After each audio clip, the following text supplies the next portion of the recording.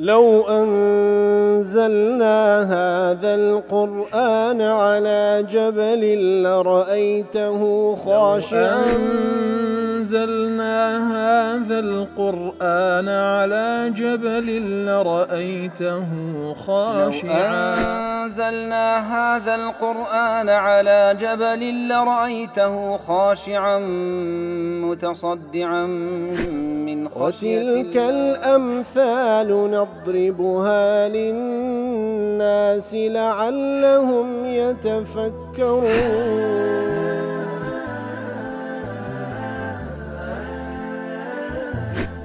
الحمد لله والصلاة والسلام على رسول الله وعلى آله وصحبه ومن والاه. السلام عليكم ورحمة الله. برزان خوشحان لو أنا الشصتنو لو أنا كان تفسير القرآن بيروز بيم وخزمتان بمبستي رضامندي رب العالمين وهوادان بيوي آزي السودي لول بقرن. أعوذ بالله من الشيطان الرجيم. بسم الله الرحمن الرحيم. وذر الذين اتخذوا دينهم لعبا ولهوا وغرتهم الحياة الدنيا وذكر به أن تبسل نفس بما كسبت ليس لها من دون الله ولي ولا شفيع وإن تعدل كل عدل لا يؤخذ منها أولئك الذين أبسلوا بما كسبوا لهم شراب من حميم وعذاب أليم بما كانوا يكفرون. بارك خوشويستان لا واني رابردوش كم خدمتي لا خدمت اوات بيروز دابوين كرب العالمين ببيغمبر دفرمي صلى الله عليه وسلم ولا دواء اويش بهمو شوين كوتواني او بيغمبر خوشويست صلى الله عليه وسلم دفن وذر الذين اتخذوا دينهم لعبا ولهوا وغرتهم حياة الدنيا واز لو كسان بينا كوا او دينان بلعبوا بلهو ورقرتيا وكوتم بخوان دينيان لو انا رابر باس ما كرت قوتمان اوان دينيان ولام خو تكليف كراين بو ديني كوا هەڵی بگرن بەڵام ئەو دینیان ئەوان بە لەعیب و بە لەهوو وەرگرتیە پێیان وایە گاڵتەجاڕیە هەر شتێک دێ بە ئاسانی و بە بەسیتی دەیدەی هیچ نییە جا ئەگەر بڕە خاتری موسڵمانان دەیدەی خوا غەفوور و ڕەحیم خۆ مەقسەدی ئەوەش نییە ئەو هەر پێی وایە گاڵتەیە هیچ نییە وەالعیاذ بالله ئەو دینەی کە ئەو پەڕی جددیەتە ئەوان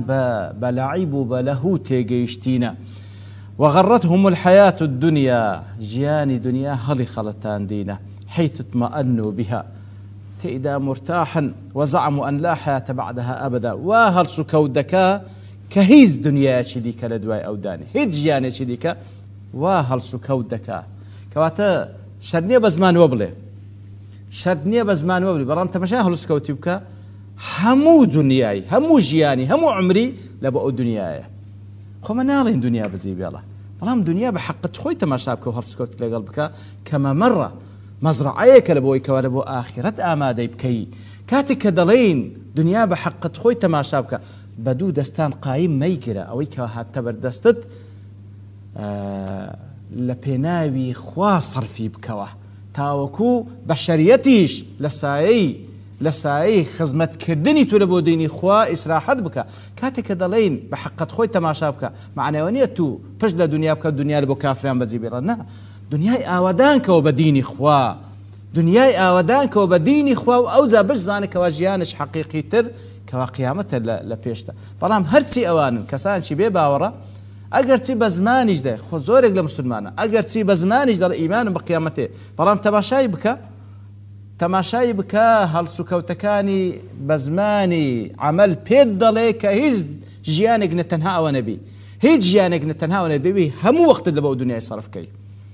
وأن السعادة في لذاتها أوان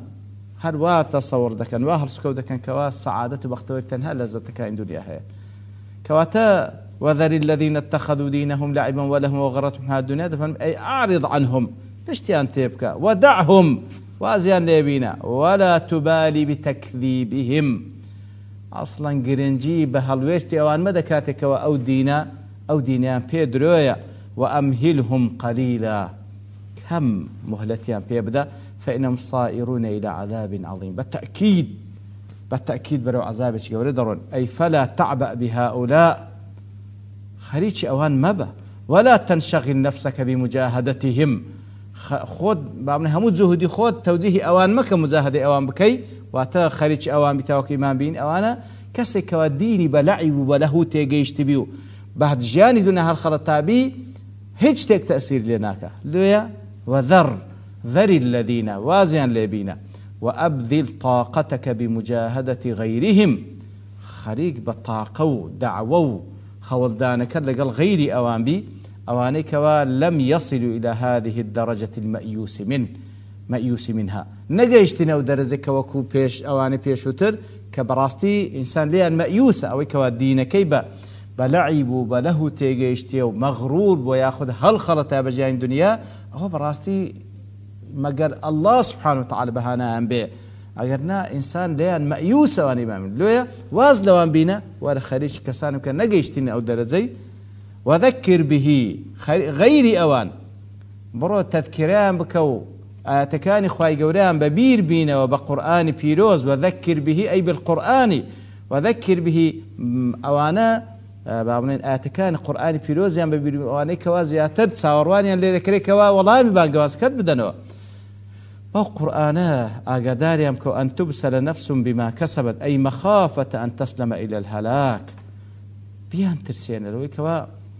ئەو کەسانە نەفەوتێن بە گوناه و تاوانەکانیان وترتهن بسوء كسبها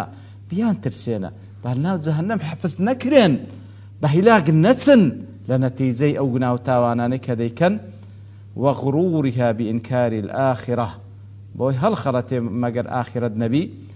کەواتە ئەبسەلەه ئەی عرضة ورهن أو أسلمه للهلكة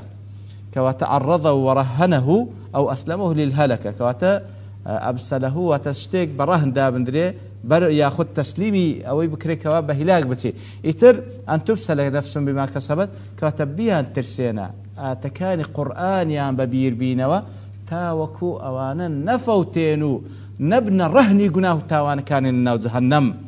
لكاتك دا أجر توشي وعذاب بين ليس لها من دون الله ولي لغير الله لو حاطك توش أو عذاب هاتن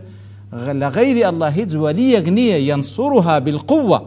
هيز ذات يغنية بقوة بتوين بسري بيخلو عذاب النزات ولا شفيع هيز كسيشني أجر بغير خوشيني بتكاكد بتوين شفاعتي لوبكا وإن تعدل كل عدل لا يؤخذ منها كاتك توشي أو سزاهات أجر هموش تيك بكاتا فيديا لبو خوي هموش تيك بكاتا فيديو بقربان خوي بكاتا لي قبول ناكري أولئك الذين أبسلوا بما كسبوا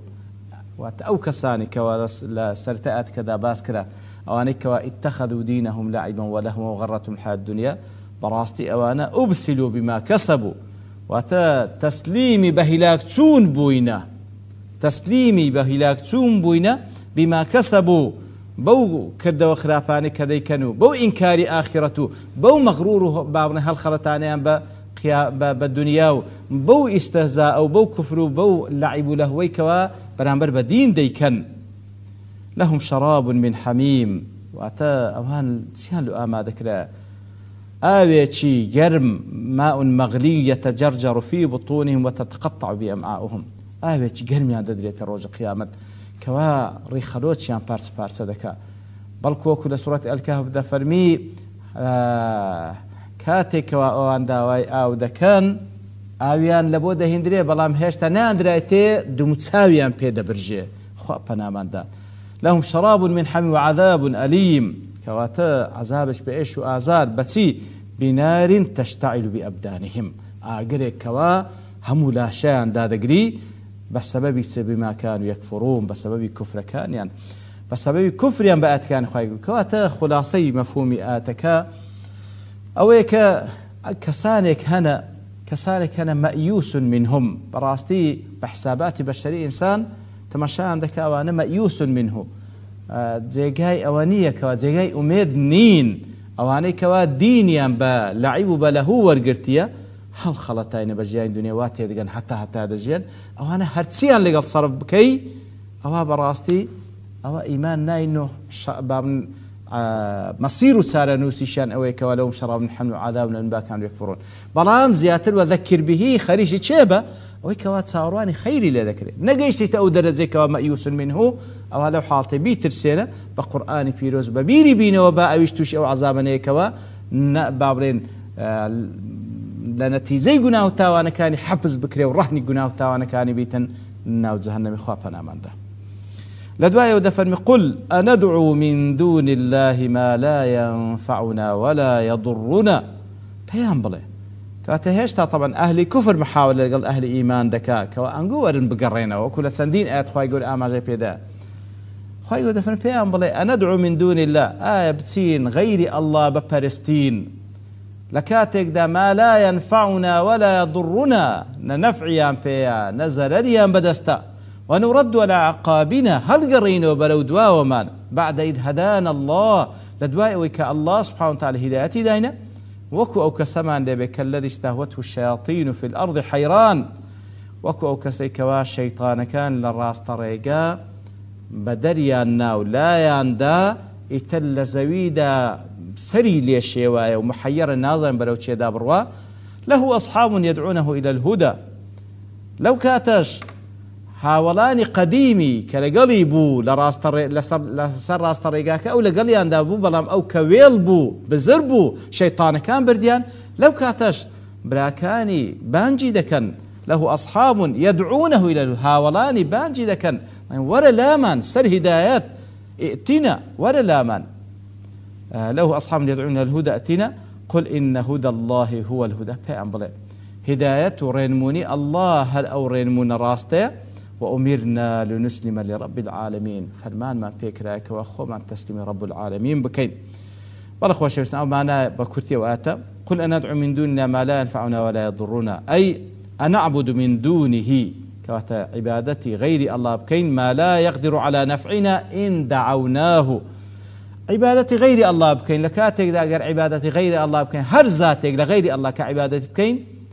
ناتواني سود ما بيبقين أقر عبادتي بكين ولا ضرنا إن تركناه وناتواني زرريش ما بيبقين أقر واز لا عبادتي بين بخوي پرستراوي بحق الله سبحانه وتعالى كاتك كدي پرستي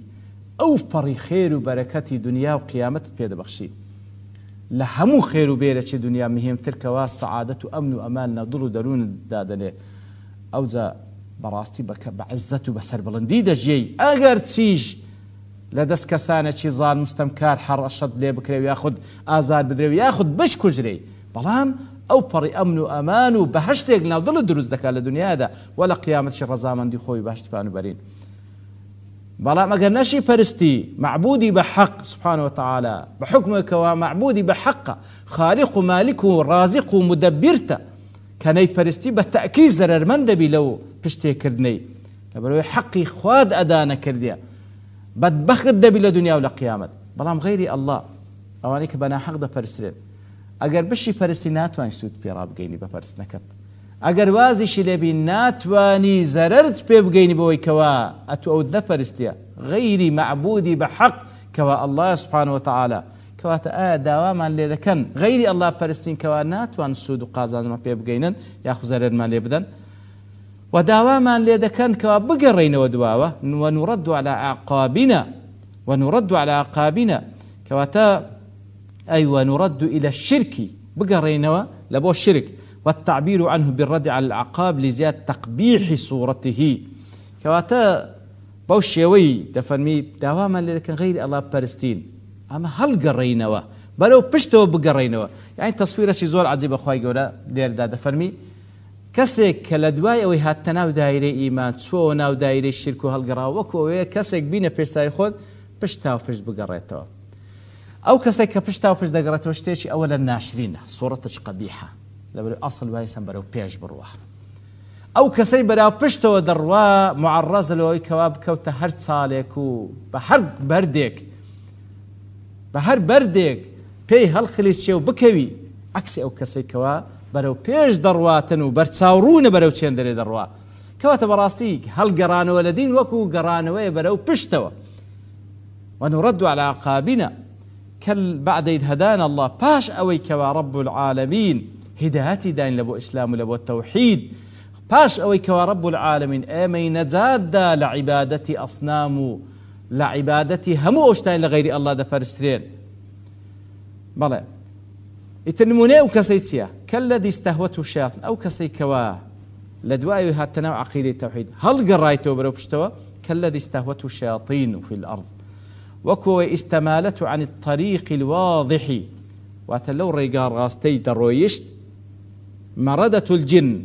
كالذي استوته الشياطين بعام دفن الشيطان نا شياطين واتوكزان دفن الشيطان إنس جندين لو ريقا راستي ديبان دري استهوته الشياطين استهوته أتل ريقاي هواو آرز وكاني لبويدين لو ريقا راستي بدوري دخنوا في الأرض حيران ديبان الزاوية كوا زاوية چي وكو كردوادي كاچي بكاچي هيتي لنبي زاوية كوا برو لناوتسون الدبا ريقاي راستد لي بشيوه ريقاي نزاد بوند لي بزربوا يتر محير دبي تائها ضائعا عن الجادة